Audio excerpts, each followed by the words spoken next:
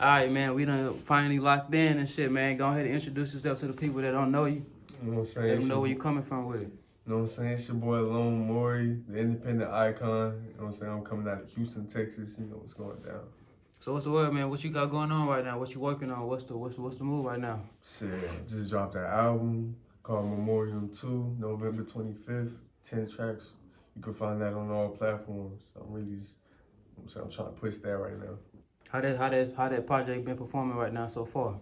I mean, it's been doing pretty good. Like, you know what I'm saying? I've been doing a lot of marketing. You know what I'm saying? I've been doing a lot of networking and stuff. So I've been trying to get that out as much as possible. You feel like so far as much as you've been putting into it, do you feel like you're getting out what you putting into it? Yeah, type shit. What's your what was the process of making that? And first off, speak on Memorium. You said it's Memorium 2, so was it a part 1? Yeah, it was a speak part on one. Speak on the first one. So on the first one, it was like a recap of my life for the year I made it type shit. So like I made it at the end of the year to like just really do a recap of everything that happened in my life at the time. So what would you say is the difference between that one and the new one right now? So the difference between the first one and now is I got more experience like with, you know what I'm saying, like making beats and like rapping and having bars and all that shit. So like it's a real difference. It sounds like a real album this time instead of like the last one. It was just songs all like together. So you say you made beats. How did you produce on this one? Yeah. So what songs on here did you produce? All of them. Oh shit. Yeah. How would you describe like being the one that's basically playing every role in this project? I mean, like, it's cool. Like, it's like more of a natural process. Like, it don't really feel forced. Like, it's some days I got it and some days I don't. Yeah. And I just be like, you know what I'm saying? I just be patient with myself. And I just, you know what I'm saying? Like, I just take it day by day. I just let it come natural. Did you work on any beats on the first one? Yeah, I worked on all of those too. Oh, bet. So you kind of like I ain't gonna say you used to it, but you used to like that process. Yeah. Have you did any project before where it wasn't like it wasn't no beats that you produced? Yeah, like when I first started, I used to use like just YouTube beats, and then I started like to realize I'm really not gonna make no money off this, cause it's like I'm rapping on somebody else's beat. So I feel like it's just more of an authentic process if I make my own beat and I learn from that and I get better and better as I do it. So what's your process like as far as like say you making a beat? Do you come up with a beat first, or do you have lyrics first, or do you have a song written out first and then you just make the beat around the song you made, or how your process go about making an actual song? So it's different. Like it depends on the mood I'm in. Like sometimes, some days I'll think of a random word or a random phrase or like a hook, and then I'll leave that alone and I'll work on the beat. And then I have a beat complete, and then I'll go back to the song, and then I'll write the whole song. So what is Memorium 2? I mean Memorium. The word Memorium. So Memorium is like, it's basically in memory of me. Like that's what it means. Like I have my name in it, Mori in the middle. Yeah. So like it's just to, you know what I'm saying, like to remember me. You got 10 songs on the project. What would you say is your favorite song right now that you made on this project? Mine right now, it gotta be the first one, You Ain't Worthy. Describe what's track 5, Porridge Bullets. Porridge Bullets? Yeah, oh yeah, like shit. I was really just talking my shit, and like Porridge Bullets, like like the bar I say is like Porridge Bullets thumping him, cause you know like how like when porridge get hot when you cooking it, like it start to bubble up and shit. It's like thumping him. So like shit, it's just a play on that shit, play on the words. All right, man. So let's kind of like go back to the beginning a little bit. What would you say is what influenced you to start getting into music? What influenced me really? I mean, I've really been like around music my whole life. Like ever since I was little, like, I was playing piano, playing the violin. I was in choir. I was in theater, doing all of this. So I've really always been this creative person. So like what really made me hone into it is like I just started like being influenced by my environment. Like in the early 2006, or well, not 2006, 2016, up to like 19, it was like real like, I don't know, like, it was like real music oriented, Yeah. like in culture. So like it really rubbed off on me and it made me like want to find this passion. Name some artists that you would say kind of like helped you shape how you sounding right now. Right now, so I gotta say Future, Lil Durk, and Young Thug. For real. You say Young Dolph? Young Thug. Oh, Young Thug. All right, bet. How you feel about his situation that's going on right now with him being locked up for like over? I think it's been like a year almost, like past a little bit over a year for real. I mean, shit, like, I don't know, I feel like he holding it down, like, he real solid for real, so, like, at the end of the day, if he doing what he needs to do, then he gonna find a better situation type shit. How you come up with your name? Is Mori a part of your real name? No. So explain how you came up with your name. So Lone Mori is short for Lonely Memories, cause like sometimes when I'm doing stuff, I feel like I'm disconnected from everybody. I don't feel like it's people that be on my level. Do you remember the first time you actually recorded a song? Yeah, in like middle school. Yeah. I was like 16, something like that. I was probably younger than that. Yeah. But yeah, that was different. Drop? Nah. You still got it, or it's lost now?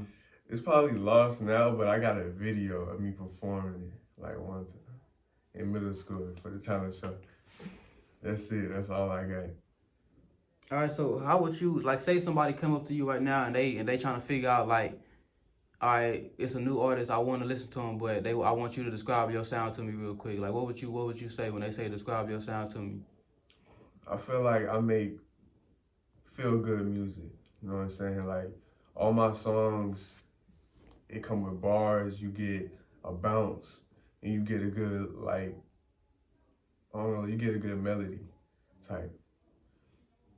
So like shit, it's really just feel good music. Like it's nothing too hard.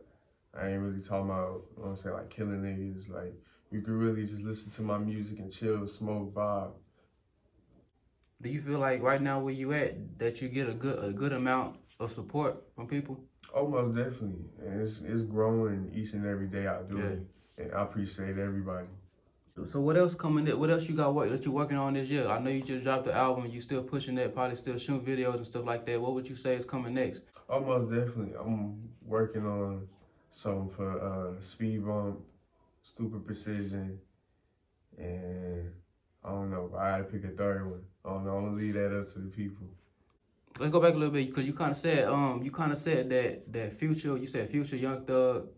Who else you said? And Lil Durk. And Lil Durk was kind of like the people that kind of like helped you shape how you sound right now. Yeah. Was you ever into like the Houston music?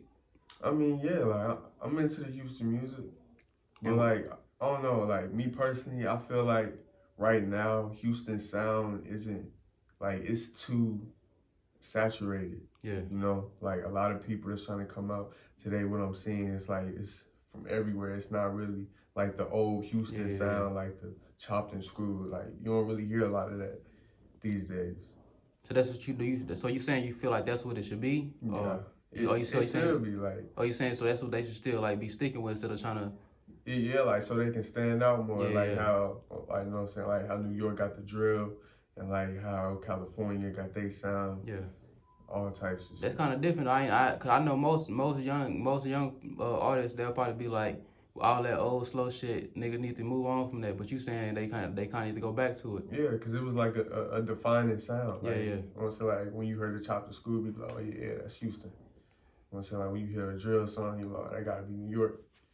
Like shit like that. So you saying you think you'll ever drop like a say you'll drop like a Memorium too, but a chopped and screwed version? I mean, I could. Like if I, you know what I'm saying, if I put my mind into it and I try to learn how to do it, I could.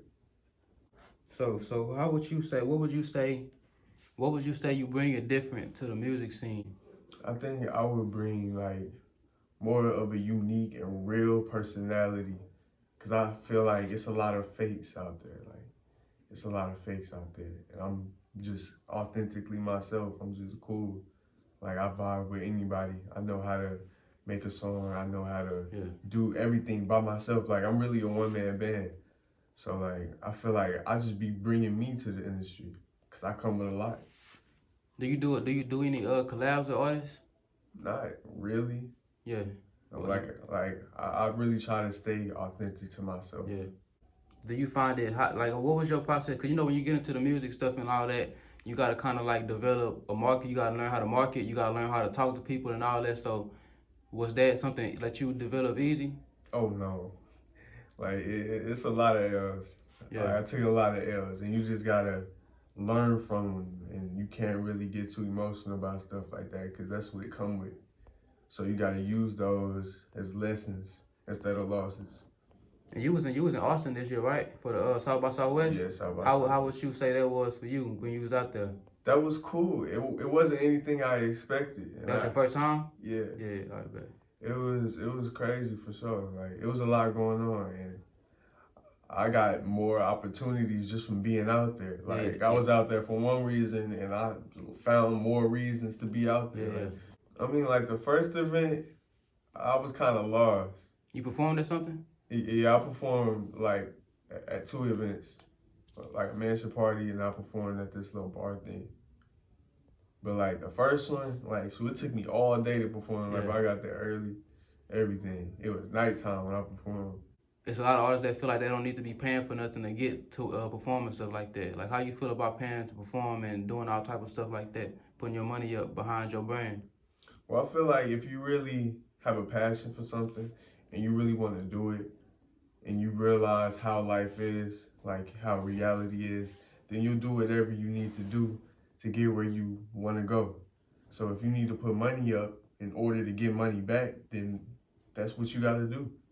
And that's what I do. Like, when I first started, I was confused about that too. I was like, I thought they were supposed to pay us to perform.